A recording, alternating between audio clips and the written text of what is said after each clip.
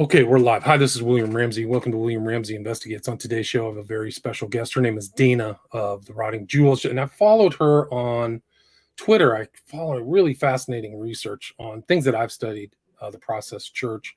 I did a whole section on Timothy Wiley in my book, Children of the Beast, which I published in 2014. So it's been a while, maybe, that I've looked into this stuff, but she's done some slides and things like that. And if you're watching on YouTube or Rockfin, we're going to probably go through them in time, but she traced incredible research to people who I studied and saw this old stuff back from the late 60s, but she's traced it up to today. So I've titled this talk, The Process Church Becomes Your Best Friends, which is a nod to this best friends animal society. And I live in like the most kind of white bread Southern California town. And there was like a stand of the best friends like a couple years ago. And I just like nodded and yeah, I know, I didn't really see it, but I was like, I know the background of this place. I had no idea until I started watching or looking at her stuff on Twitter, now X, that these people are still around. It was incredible. So people go check out her Twitter feed and also her live streams. I invited her on the show. I saw her stuff. I said, I got to have her on here. And then I found out right after I invited her, she was previously on the New York Patriot and Lisa, who I just talked to again. So I listened to that show, but she has a lot of knowledge. She looks into people I'm interested in as well. Lewis, Jolly, and West. She does not have a great impression of him and some of these ex-Scientologists. And I just talked to Joe Zimhart, and we talked about A Course in Miracles, but Joe knew Lewis, Jolly, and West and said that I think he takes a different approach that Dana can explain. I think he has an approach that LJW was really kind of anti-cult and that he was authentic. So maybe we can get you guys together. You guys can have a debate, but that's more or less something in the future. So I'm glad to have Dana on the show. Welcome. Thank you so much for having me. I appreciate it. Cool. So for people who haven't heard you or watched your live streams or anything, can you kind of talk about your background, what you got into your excellent research and kind of led up to your interest in the Process Church? Sure. And thank you very much. So I technically started on Instagram. And once I got to the Franklin scandal, just a watered down version, that was, when I decided to transfer onto YouTube to do longer form research. The reason why I am at the process now, and I don't think I'll be leaving anytime soon, is because of interactions with the ex Scientology community on YouTube.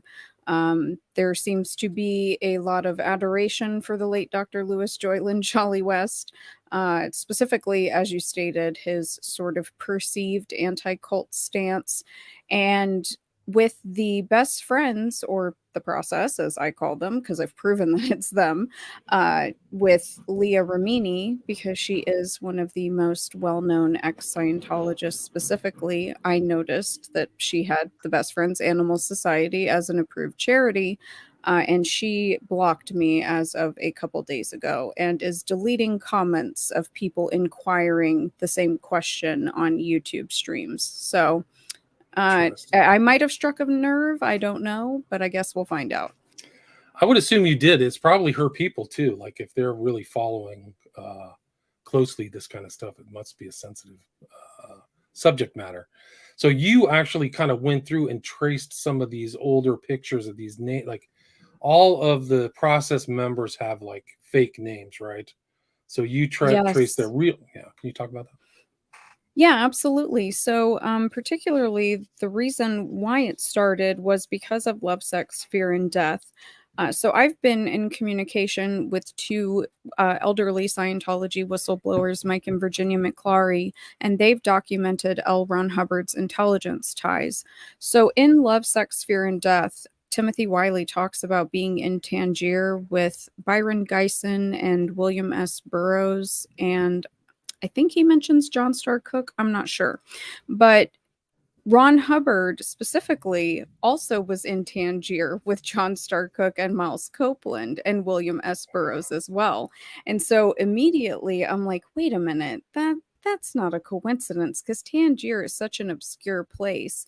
And so I was like, let me see what I can find on Timothy Wiley. And come to find out as I'm researching this, that's not even his real name, technically. And that's why he was so hard to find. And so then I moved forward through trying to, I did verify that his mother, Diana Wiley, she did work for British intelligence. She was the secretary for the Department of Economic Warfare. And then moving on to the de Grimstons, obviously they are very complicated, and I'm still ironing out those details. But as I moved through the original founders, and I still haven't identified all of them, but I'm close, you see that there is a similarity not only as far as intelligence ties, but the architecture school, the Regent Street Polytechnic that some of them supposedly met at, that's the same school that Pink Floyd went to, and they were all there around the same time. So there's something weird. I don't know what sort of intelligence sort of angle would be there as far as architecture, but there's just a lot of commonality when you start digging into these people's pasts. That's incredible. So Wiley was at the Regent Street Polytechnic around that time. That's where he got started. So Wiley became number 3 in the process, right? After de Grimston Moore and the other woman's name, who I can't remember. What was and you said you couldn't find any traces of her connection to the Profumo affair, which is what was rumored, right? That was what was rumored, yes. And I have a file from the Ed Sanders archive that George from CabDef was kind enough to give to me, and it discusses a book about British intelligence and the early honeypot operations. I haven't been able to really deep dive into that yet, but I do believe that I found her mother. I was able to find a ship manifest that matches up pretty closely with the birth date that is confirmed in the lawsuit in the UK that the process lost against Ed Sanders. There was a journalist named Ronald Maxwell, and I believe he worked for the Sunday Mirror. And in the court testimony, he states that he saw a physical copy of Mary Ann McLean de Grimston's her birth certificate. So he was able to verify that the date was correct and that, technically she was born in Scotland. But I found the ship manifest with her and her mom. And they're back and forth. It looks like she was actually born in New York, and then her mother took her to Scotland. Interesting. And was there any connection to like BDSM, or she was a prostitute? That was another rumor I remember. I do believe that she was involved. That pretty infamous old newspaper where it has Robert on it and it says the Christ of Carnaby Street. Mm-hmm. There was a prolific club there specifically in regards to, sort of prostitution and honeypot operations. So that's something that's going to take me much longer to dig into because there are some parties that are still alive who may be involved, so I have to handle that one delicately. But I do believe, yes, that that's what she was doing. Wow. So around the time that Marrakesh was a kind of go-to place for bohemians back in the day. I can't remember the writer who wrote The Magician, or he was also there. So there were like famous writers. But you traced Hubbard there, Guyson, and Wiley. Around what time were they hanging out in Morocco?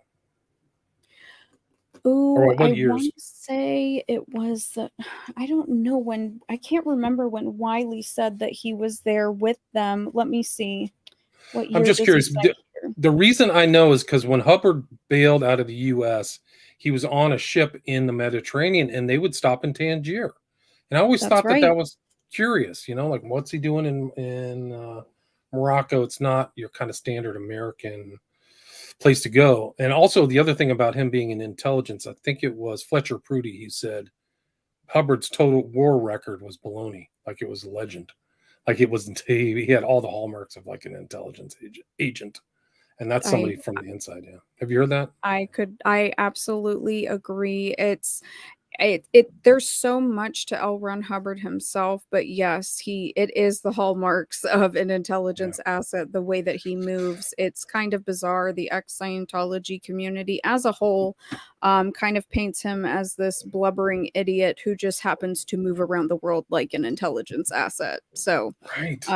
I think that they're kind of running cover, in my opinion. But it was just the similarities of such an obscure place like Tangier and William S. Burroughs, John Starr Cook, Hubbard, and the process is Scientology. It's basically the same, but then adding in what I call their LARPing of, Jehovah, Christ, Satan, Lucifer, and then we're just going to rotate them all, and the natural conclusion of animal advocacy.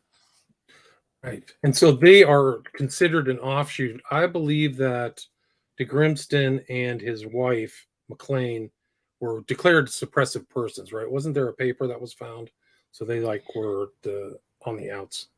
Is that right? So they technically, yes, there is one paper that shows that they were declared SPs. Now, there is proof of other individuals who that declaration is to allow them to move outside of the church without their cover being blown. So that is something that I think is relevant because for a few reasons. Initially, so going back to the beginning as far as the birth of this, because it's painted that Mary Ann is the one who told Robert that they were going to change their name to de Grimston. They kind of paint her out as the megalomaniac that's running the show. That's not true. I've traced that back. Robert de Grimston was using de Grimston specifically in 1960, and him and Mary Ann, they did not get married until 1964. So that had nothing to do with her. His younger sister, Barbara Moore, she was the goddaughter of Lady Wormoth de Grimston, I think is the name. So this is British nobility type stuff. And so I don't know if he was sort of selected, but he specifically was using that surname even while he was living with his father, Oswald Moore. He was running under de Grimston, or, a mixture of all of his last names. Now, when they got together, what I traced back, because I did a little map where I could find the earliest center that was offering Scientology and or Dianetics, and the de Grimstons, where they lived in this very, very bougie part of London, specifically, they were 0 0.1 miles. It said it would take like a minute to walk. They were like next door to the Dianetics office. Wow. So Dianetics was the precursor to Scientology or something like that, if I remember. That was Correct. The book that inspired it, yeah. Correct. Wow. So, and that's weird. That's not surprising that they have some kind of to the manor born background. I'm not surprised. Like J.K. Rowling has the same thing. Somebody investigated her, and she was not this poor little, single mother that she leads herself out to be. Right. So they moved. I think the history of the process was they started in London. They were in the papers. Then they went to Mexico, right? They went to North Mexico, to Xtul, or however you pronounce it, XTUL. Went through a hurricane and then called mom and dad for money and went to New Orleans, right? Something like that happened. That's what they love to say. Yeah, that's the narrative. It's really interesting. So, they started, it was compulsions analysis, and then they, sort of flubbed around into the process, and then the process dash final church of judgment. Now, when they went to Stuhl, that's where they either found Satan or Satan found them, however they want to frame that. But there is a film of David Miscavige, the current church leader, where he's talking about this document, this internal document, and it says specifically there's an offshoot, and it's dated back to the time that they were in Stuhl. There's an offshoot of Scientology, or a squirrel group, as it's called within Scientology, that was doing paramilitary training. So that's what the Church of Scientology has on record that the process was doing in Mexico. Wow. If that, it makes sense to me that that's what they were doing. As far as the timeline of them coming to the States, That is still very highly debatable as far as when and where, because there are multiple police reports in the Ed Sanders files that the process was in California in 1965. So some people may have come over, some of the founders themselves, because in those court records from the libel suit in the UK, it talks about how only a couple members went to Stuhl first, and then one came back by themselves and one's coming here. And nobody's allowed to really technically know where Robert and Mary Ann are. They're the alpha and the omega, they're the elite, and so technically no one knows where they're at. Wow, crazy. Yeah, when they had like rituals and stuff, they were behind like a curtain or something like that. Like there were all kinds of, it was very hierarchical. The group itself, Yes. according to Wiley. Yeah. Can you talk about that? Absolutely, it was, because it's interesting doing the comparison, because I never thought that this was going to get into like the Manson stuff, but there was this big debate about the Ed Sanders book in regards to the comparison of a hierarchy. And so, I think it's the acolytes, the messengers, and then the brothers, and then I think the reverends. They switch everything around a million times. They had a phase where they had two names and some of them could have three. So that was really fun trying to figure out who was who. That period lasted, I think, for like 2 or 3 years. And then as they do their PR campaign to clean up their image with the help of the Vatican, I have proved that. Wow. Then that's where we start to see them transitioning to moving Satan technically out of their theology, and eventually Lucifer, and honing it back in at the end to Jehovah. Wow. That's amazing. So how can you talk about the whole Pope thing? Like that's incredible. I've never heard that. So in those court records, because that was a big part of my stream, and that's why it took so long. It was 400 pages, but we read through all of them. And for the process, there is a pope, not a pope, his Reverend Arthur Gibson, and he was there to speak on behalf of the process. Well, I trace him. He's in Rome the same time as the process, as well as the same time as Sharon Tate and Roman Polanski and Rudy Altobelli, but he's discussing how he had been helping them clean up their image while they were in Canada, because they're all over the place. Their timeline is truly a lie. But he lived in Canada at the time before the lawsuit, before he was called to testify in the lawsuit. And right before that was when the Vatican severed ties with them. But specifically, he was helping them for 3.5 years leading up to that to clean up their image. And he said himself, as a reverend of the Catholic Church, that he would happily put their sex issue for sale outside of his church if he had one. He did not see anything wrong with it. Wow. And that's so crazy. And there was like 2 tiers to the process church. You had to like be a member for 2 years to like get into the inner quadrant of part of the church, like some crazy stuff. Like they had all this stuff. Did you ever read or come across their contact with like discarnate entities or anything, the beings? Did you ever come across that? I haven't read through what they wrote particularly, because once I got through the court records, because obviously they paint the court records as a witch hunt. They say it was a conservative judge and satanic panic, all that nonsense. And so there was a lot of back and forth as far as their encounters with X, Y, and Z. So no, I'm just not too familiar with it. According to what I researched, they said they came into contact with entities they called the beings, and this is a quote, "It was all very strange and unexpected, and yet when we came back in from our meditations, the answers we shared with one another were invariably meaningful and often synchronized.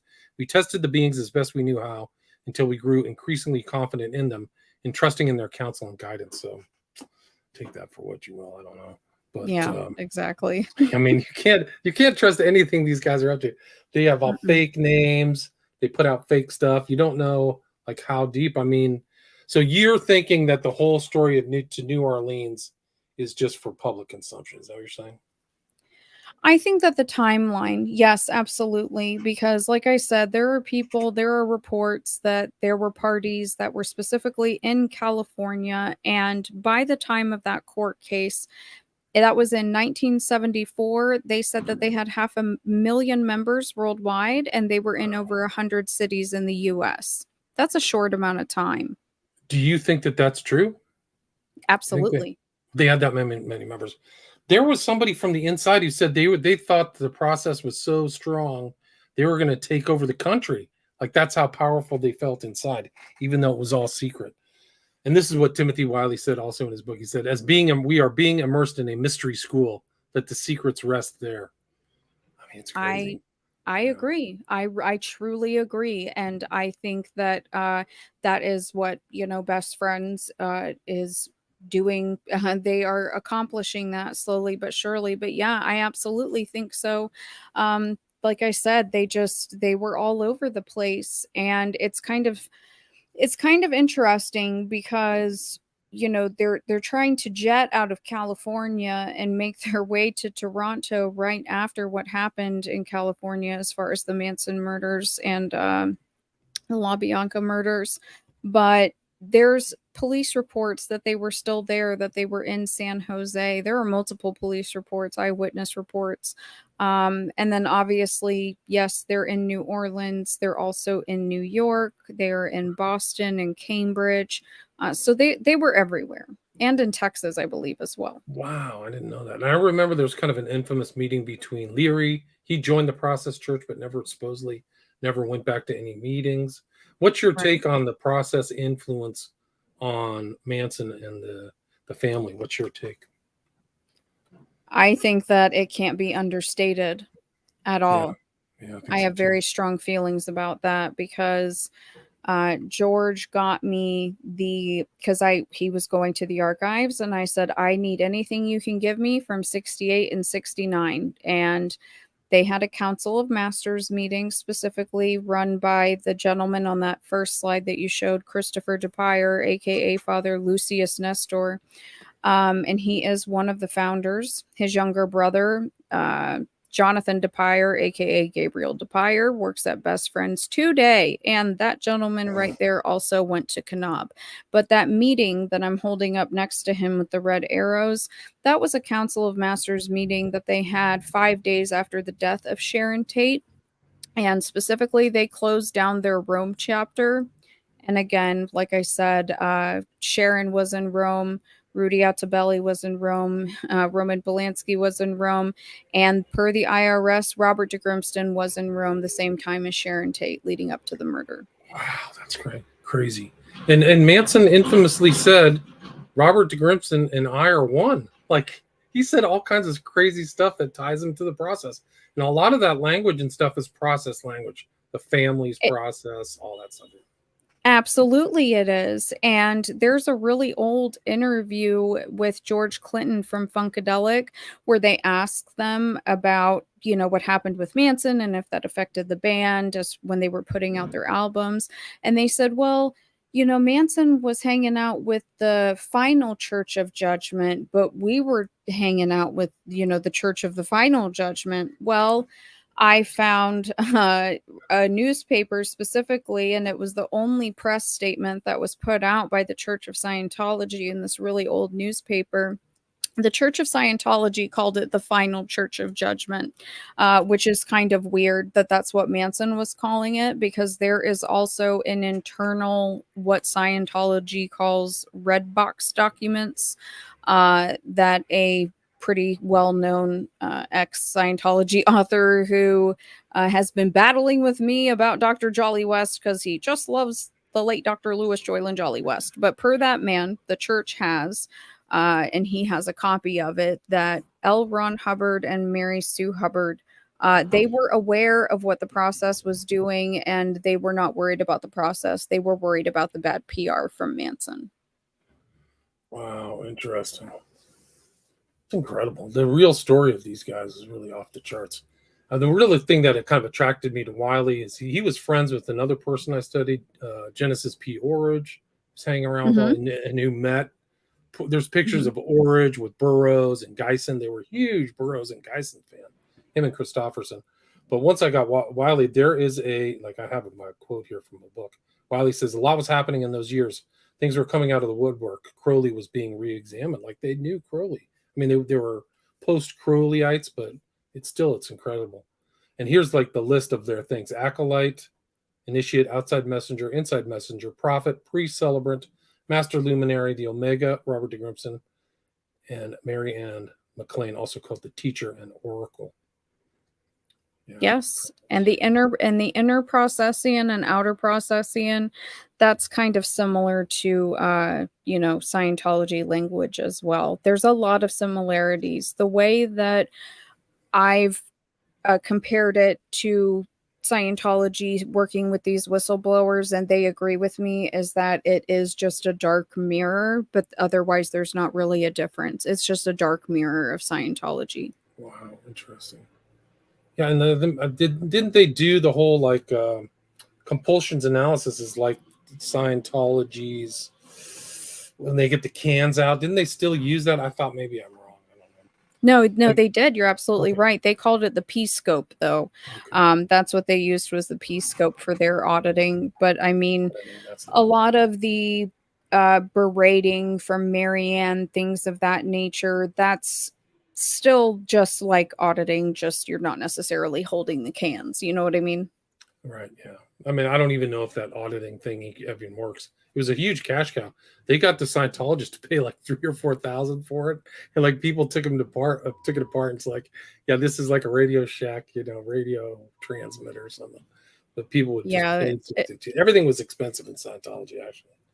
Yeah, its effectiveness has been quote unquote debunked. It's basically just measuring the perspiration of your hands while you're holding it. And so obviously you're being interrogated. The thing's going to move.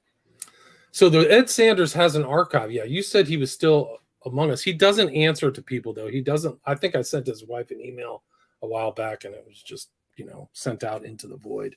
But his archive is at some university. Is that right? Yes, it is at Princeton, I believe. They just made a lot of that public not too long ago. Gotcha.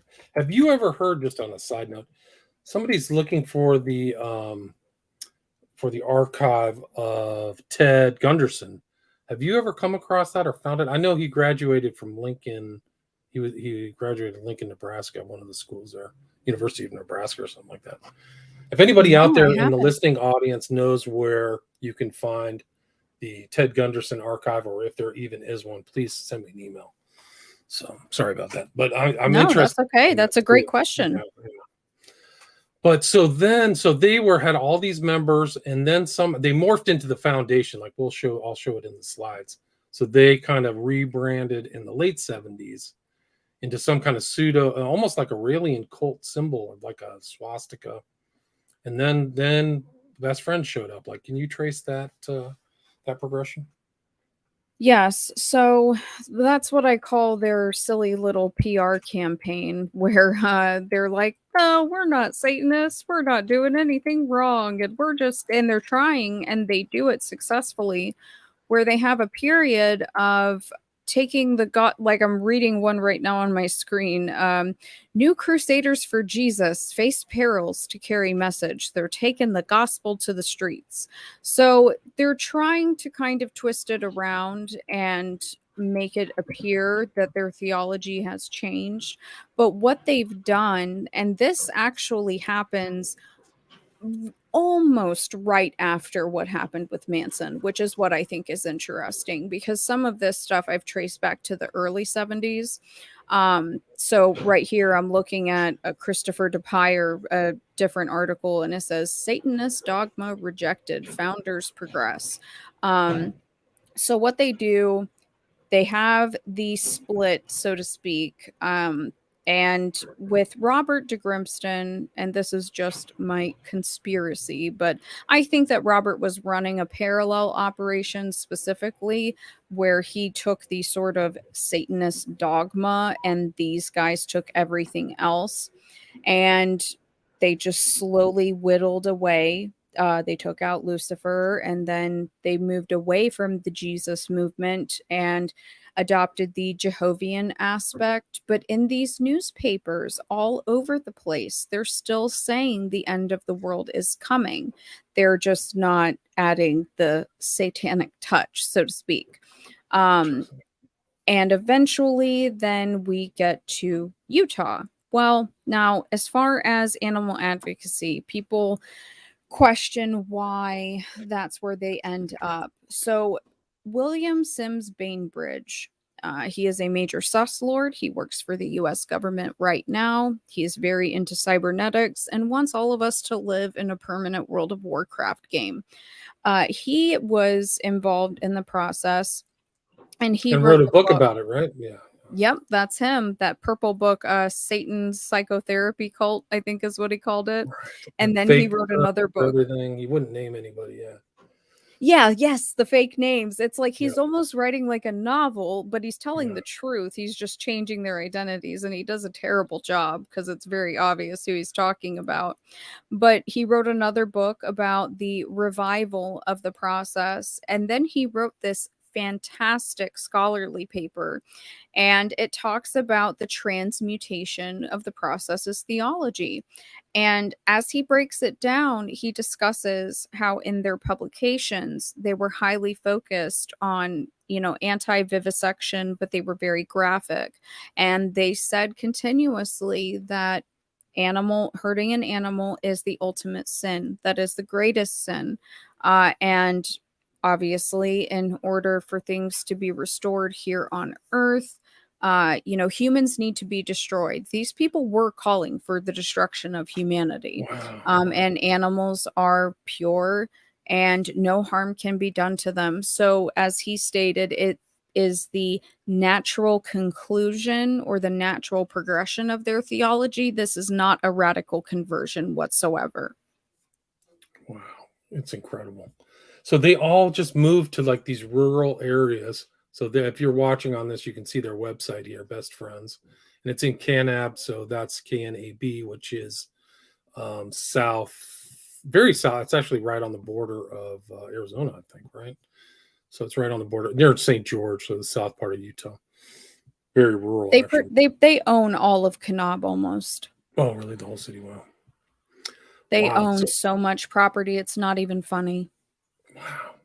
And so they're so remarkable. You traced all these guys from the 60s and 70s to, this sanctuary. Like there are people passing away recently, I think you said.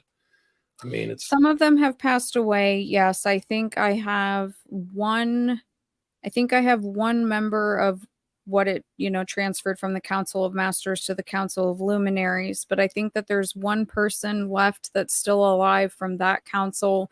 And then I think there's a few other, what someone called Marianne's foot soldiers who are still alive. But yes, there are still founding members, including Mr. Gregory Castle. He is married to the CEO, Julie Castle. Yeah, but all these people went there.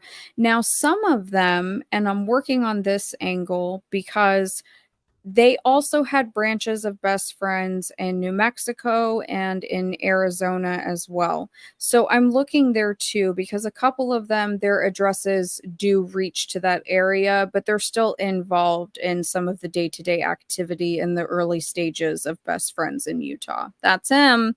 Yeah, that's Father Mendez. He's the advocate for Satan, if you've seen the documentary Sympathy for the Devil. Wow, that's crazy. He looks so mild-mannered. Like you'd walk by that guy, but like this guy's fully into.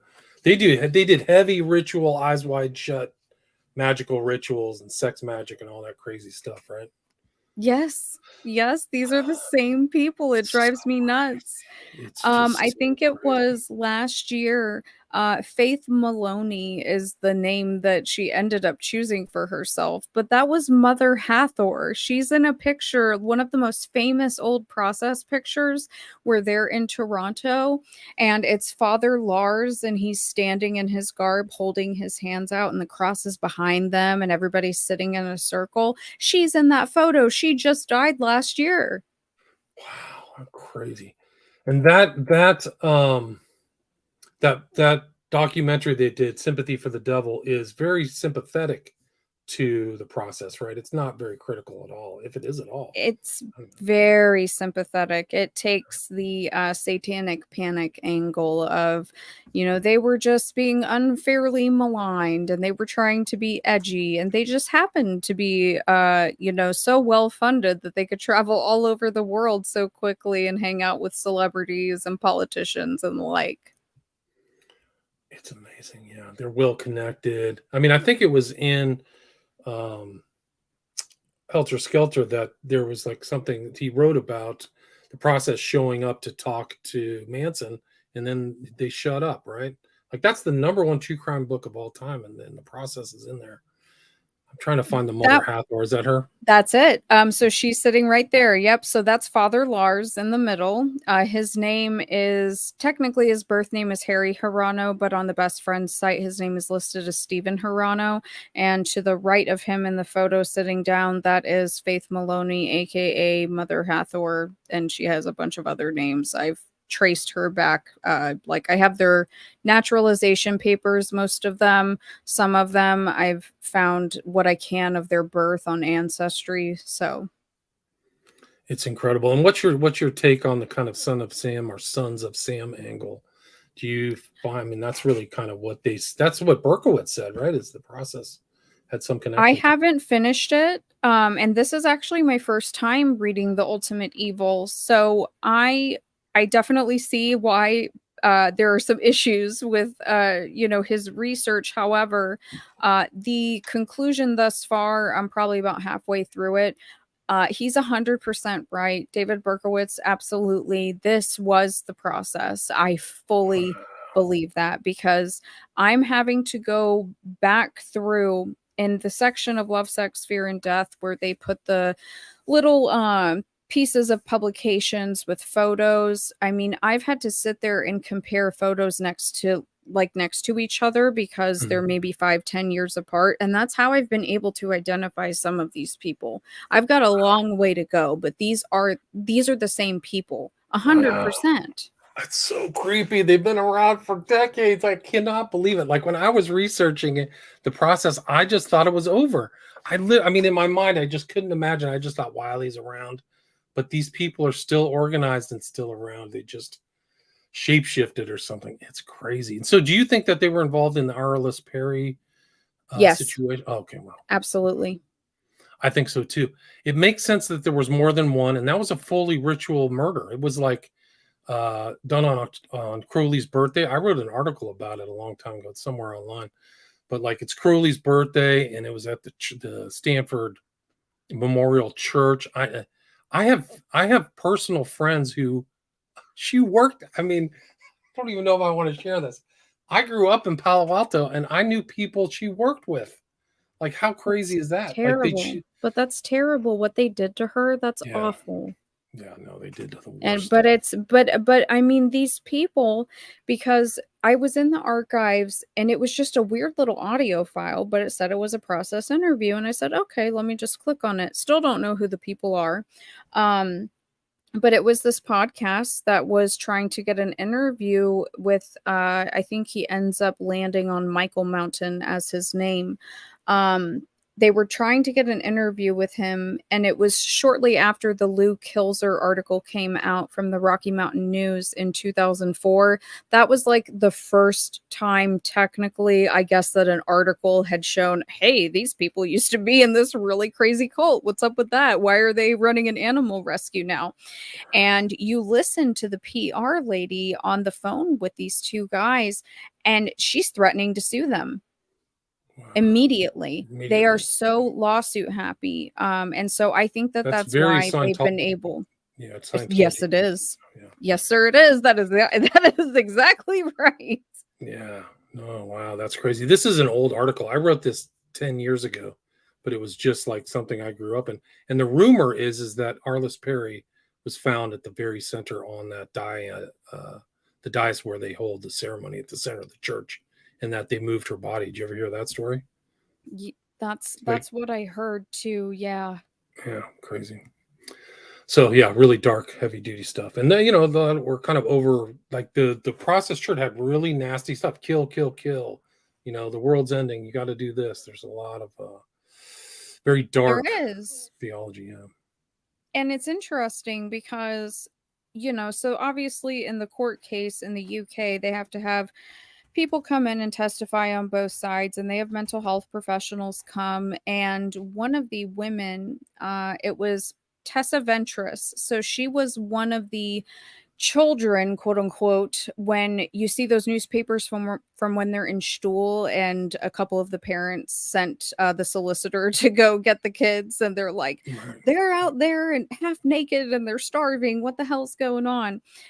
So they interviewed her, and they had to sign a waiver in order to join. And the waiver said, if your mental health is negatively affected, you cannot come after us in order to join the process, because they were presenting themselves as kind of like Scientology, we're here to help. It's sort of group therapy. We're going to get all the bad out of you, this and that. But then when you get into what they were teaching, they were absolutely calling for the death of humanity, the end of the world, in order to reunite Satan and Christ, Lucifer and Jehovah. That must become one. So it's all very bizarre, but they definitely played the, I like to call it the Michael Aquino angle specifically, like the satanic panic victim. It's just not true. It's just not true, but they've pulled it off. And it's, I don't know. I have a long way to go, but I mean, even just thus far, they've absolutely pulled it off. It's amazing. Your research is incredible. People have to check it out. So this is from their website. I'm pretty sure this guy on the lower left is this guy, right? That is it's the same dude. That's him. It's like a horror movie, like literally, like people just making connections. Like, can you imagine, like, people who rolled through Kanab not knowing what's around there? Like, they got to check and see, like, look for missing persons and stuff. Oh my gosh! So these founders. This is probably that picture drives me nuts. That picture drives me nuts. Okay, so you see the blonde gentleman who's kind of laughing, and the head of the dog is near him. That is Christopher DePire, that guy on the first slide you showed. That's his younger brother, Jonathan DePire. That's the guy who immediately came to my mind when I was reading the Arliss Perry section of The Ultimate Evil. Wow, his younger brother. That's his younger brother. They look kind of the same. Wow. I feel like I've seen these guys talking about the sympathy for the devil. Like, I think this guy in the center with the dark blue shirt, I feel like I saw him at something. And Ed interviewed the guy who directed that film. Ed didn't know that he was sympathetic. I shouldn't even laugh. But we were talking. Poor Ed. Yeah, I know. We were talking offline. And after he did it, he was like, hey, man, I think he's one of them. Like, he figured it out. Like, he didn't know. Like, you don't know. How would you know? I know. Wow. This is so creepy. This is like giving me chills. I'm pretty used to this kind of stuff. Wow. Too much. Yeah. So it's just really something else. And like, I mean, this whole, like, one of the other things that I found interesting about Wiley is that when I was looking through and researching his stuff, like, this is from my book. This is all like the Crowley numerology. So they had it all. So I included, this was something they were doing, some kind of fair for a new religion. I think this is from 1970 or some psychic fair, but the times were all occult numbers. 22 psychic and psychic readers gather between 11 a.m. and 11 p.m. at first. Now, like, those are just the numbers of magic, right? And that was for the Foundation Faith of the Millennium. So it had to have been in the 70s. But he says, the services include psychic readings, aura readings, palm readings, psychometry, graphology, astrology, tarot cards, I Ching, Carillion, biofeedback, spiritual readings, and numerology. So it's all there, like all the New Age stuff. Crazy. That's your book, correct? Correct. Well, it's I rewrote this. This is the article. I don't know if you can see that right now, but that's Father Jesse, I can see it. Right? Okay. So that's Wiley and as Father Jesse. But yeah, I found that and I was just like, okay, so they all know that. In 1968, he was one of 30 Europeans who visited Stuhl, Mexico, to claim to have mystical experience that convinced them a new religion was needed. based upon Judeo-Christian principles, one rejects the Christian view of Christ as Savior, rooted in the belief that a Messiah is still to come and will have people of all faiths through war, strife, and discord. So, wow. So I think that was, when was the Sons of Sam? 74? Is that right? I think it was mid 70s was when it mid-70s. started. Yeah, so he was like around New York in 69. You can put Father Jesse around there. They were everywhere. And plus, like all the other, when you look up in the newspaper, because I just decided to look up in the archive, dogs and skinned, and it's all over the country. It's literally everywhere. And if they're in 100 cities around that time, that could be a number of any of them. And that was associated with the Sons of Sam, right? Skinned dogs were found around, and there's pictures of the guys with the dogs. I mean, it's crazy. And you said like they're into really dark stuff, right? Like very dark. Yes. Their theology, take them at their word of what they say. Robert de Grimston says that it was, sort of a automatic writing, divine knowledge that was given to him, and that's where it came from. But I would take these people at their word, because I have proven that these people are who they are. They are the same, and I think that this is what they are calling for, specifically. The end of humanity, and harming animals is the ultimate sin. Wow, so crazy. Yeah, there's your block from Leah Remini. And you had some kind of tie to this guy who wasn't he associated with Guy Bannister? That really yeah, so that's Tommy Baumler, which Timothy Wiley in Love, Sex, Fear, and Death, that's the lawyer who incorporated them in Louisiana. He kind of paints him as a bumbling buffoon, which is a red flag to me, because I'm like, well, then why would you have selected him? So I decided to look, and Wisdom of the Watchers is, I think, Timothy Wiley's second or third autobiography. And he definitely paints a different story, specifically that Tommy Baumler was a hypnotist. And I include I think it's the Louisiana Psychoanalytic Corporation that guy founded right before he incorporated the process. And that he comes from, old New Orleans aristocracy. I'm pretty sure that I've figured out who his dad is. And from what I've been able to find so far, his dad was part of the OSS. Wow, crazy. And so, like, the Wisdom of the Watchers is teaching of the rebel angels on Earth's forgotten past, right? So he's like part of the rebel angel side or whatever. He talks in the third person, which drives me nuts. He calls himself mine host. So it's quite an obnoxious read, but he gives a lot of information. That's how I was able to confirm that his mother did, in fact, work for British intelligence. Wow. And so these guys, the best friends is like associated with some big wigs in the Mormon church and Mormon political class too, because I saw a picture of this, like Gregory Castle. Yes, Mr. David Leavitt of the satanic ritual abuse case going on in Utah. Yep. That is so insane. Oh my God. The timing of when the process arrives there to that case that goes back to the late 80s, I don't think that the timeline should be ignored. Wow. This is blowing my mind. This is so crazy. I can only laugh. Look at these guys' weird stares, and this is the foundation symbol, right? Yes, this is them during their PR campaign where they're selling bio rings, which are supposed to help purify you, apparently. Oh, man, crazy. So this is all the stuff you've seen. And this is another guy. This guy was in that picture too, right? Yeah. This is the one that I think Leah Remini blocked me over, is this guy right here, because he still runs the gambit with best friends. But I was able to figure out that, it's neither here nor there that he dodged the draft, but he got amnesty by becoming a minister under the Foundation Faith of God. And in the one article below him and his wife specifically, his timeline of where he's traveling all over the world is literally everywhere that the Process Church was going since day one. Wow. And that's him right here, right on the website. That's him standing next to the lady in red. Yep. Wow. Incredible.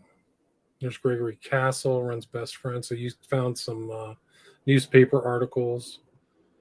Who's Yes. Howard Speichel? Howard Spickle, so he stuck out to me because he was listed in the lawsuits, specifically with brother Eli, Victor Wilde, who was part of the Gypsy Joker motorcycle gang. But Howard Spickle, I saw him there. That's from the Ed Sanders files. That is the Acolytes paperwork from San Francisco, I believe. And right there in that newspaper article, he ended up taking his life. He lit himself on fire in a vehicle. Wow, what a way to go, huh? He's And compelled to go to yeah. his car and light himself on fire. And then the other name, Simon, who I still haven't figured out. So in the court records, they inquire, they say, why was a 14-year-old running away and coming to the process by themselves from Chicago all the way to California? And they said, oh no, he was fine. And he went home immediately. He was a part of the church. He's listed there as an acolyte. Wow, it's so creepy. Super creepy. And who's this guy? Reverend Arthur Gibson. That's the Reverend. That's the Vatican guy. Oh, wow. So that's him. And was he part of this kind of weird? There's just so many like travel. Lavenda talks about the traveling, it was some kind of CIA operation. They said it was a cutout to like launder money, but there were so many weird. I think even Ferry was a part of some kind of unincorporated churches or something like that. Does that sound familiar though? He was so Reverend Arthur Gibson specifically was under the Vatican up until I think like 6 months to a year before that court case in the UK. So he was working for the Vatican when he was helping out the process. Gotcha. So that's the guy. Wow. For some reason, I had the long lost study that tried to quantify creative personalities. This is the guys from the architectural school, right? Right? Correct, because I think that there's some interesting similarities as far as the process and the family being so close to the Esalen Institute, as well as other facilities that were doing very strange sort of studies and experiments at the time. And this one did focus on architecture students specifically. Right, and this is very Scientology-esque, this personality things and personality things. That's what Leary worked on, actually, was personality test and all this stuff. And all Esalen, these guys are popping in and out of Esalen. I wonder could you tie the process to Esalen? That's what I'm working on. Okay. I'm trying to nail them down to whether I think I'm going to have better luck possibly with Stanford Research Institute, but I'm still looking into all of the free facilities that were there, because there was a Midway Peninsula Free College, I believe, for a couple of years in the area as well. But yeah, I'm also looking at Esalen, but I'm getting closer with Stanford. Gotcha. I mean, that's easier to access. Esalen's actually people don't know where it is. It's closer to the Hearst Castle in Central California. It's really not close to any urban areas. You got to drive a couple hours at least to get there. Right. And so your take, John so there's people out there who think LJW who's Julian West is actually one of the good guys, which is pretty curious because he shows up in some very strange places. And this is the documentary if people kind of want to have a bad. I don't think it's a great take on the process. It's candy coated, but it's sympathy for the devil. And I think they raised money through crowdfunding, if I remember correctly. But yeah, that's what the director, Ed, interviewed that director, so people can go check that out. Wow. It's definitely visually appealing, and you get to see some of the members. They are interviewed.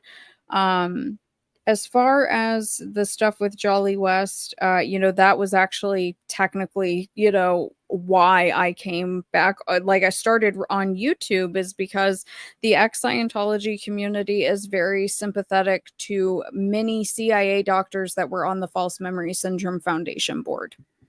Right. And the False Memory Foundation system, that they believe that they cover up a lot of the abuse by saying these are all false memories, right? That's correct. Yeah, okay. So a lot of people may not know what they were involved in. But it was a huge organization and it had very austere academics. I mean, Jolly West's academic career was stellar. Like he hit tenure at like 29. and head of the UCLA neuroscience department. Like, he had whole departments. I mean, the guy traveled around in limos and stuff. Yeah, it was not like a biker.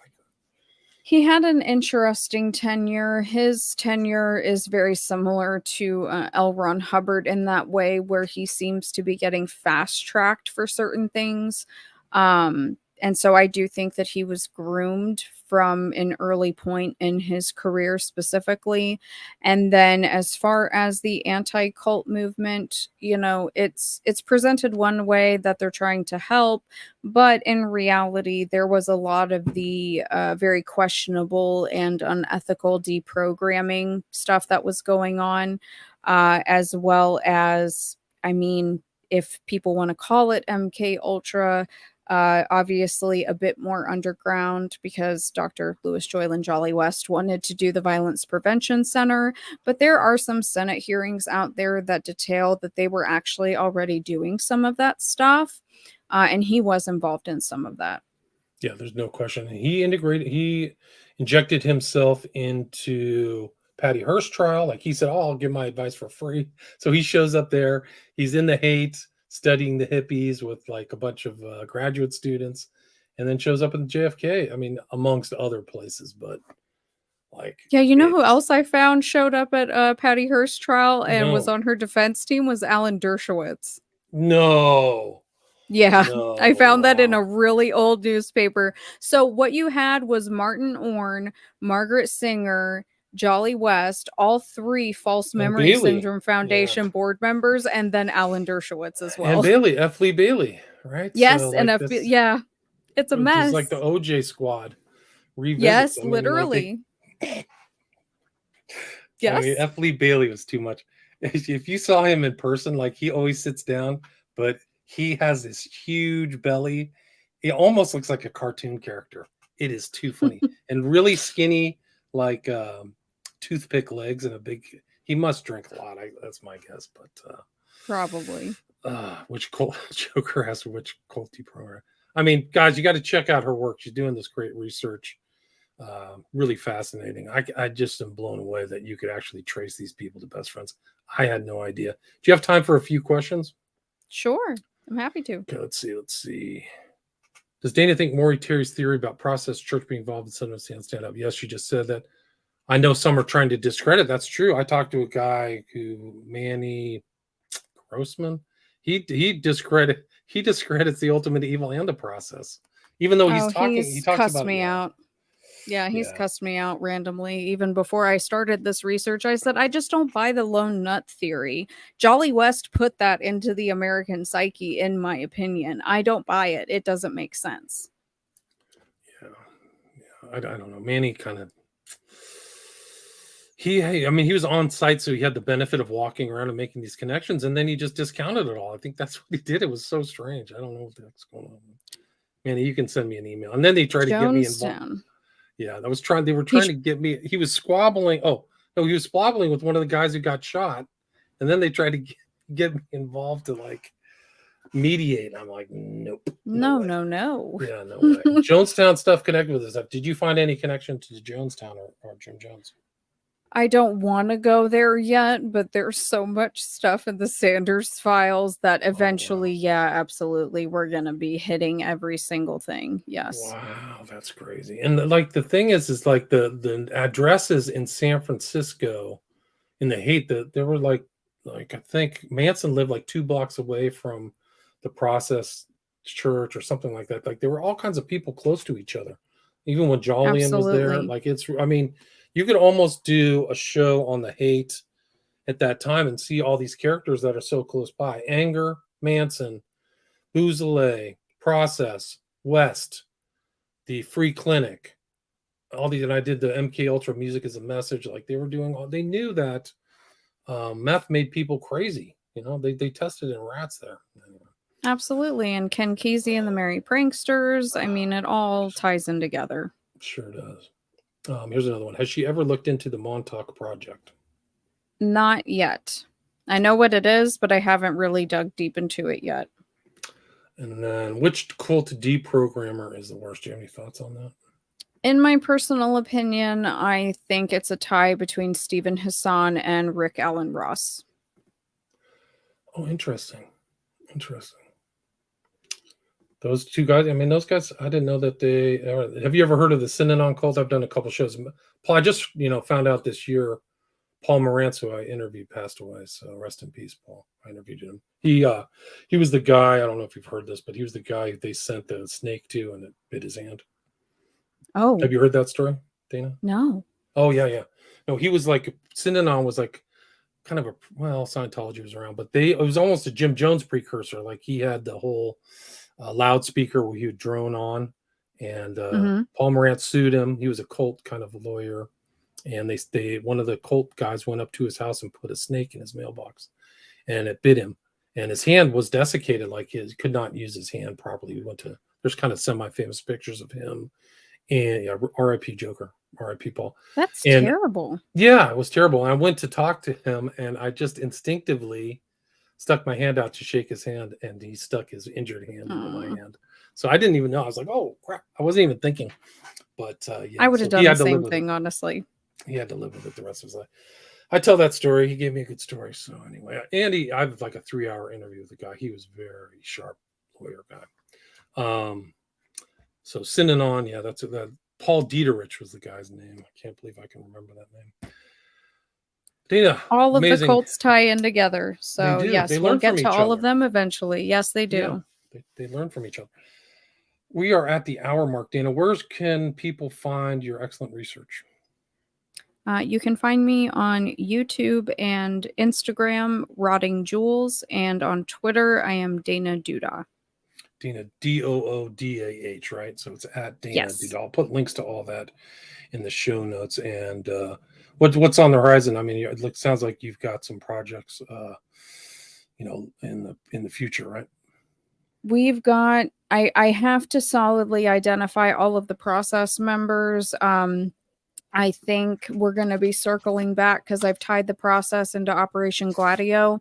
So I want to refocus on that for a while because I think that there's going to be a lot of fruit there because Hubbard was involved in Gladio specifically as well. So that's going to be coming up here soon. Cool. I look forward to reading that. I had no idea. But Gladio had involved a lot of stuff when I did the whole far right stuff in England. They were involved in Gladio. It's incredible. But, oh, yeah. Yeah. So Dana, thank you so much for your time. I really appreciate it. Thank you so much for having me. Take care.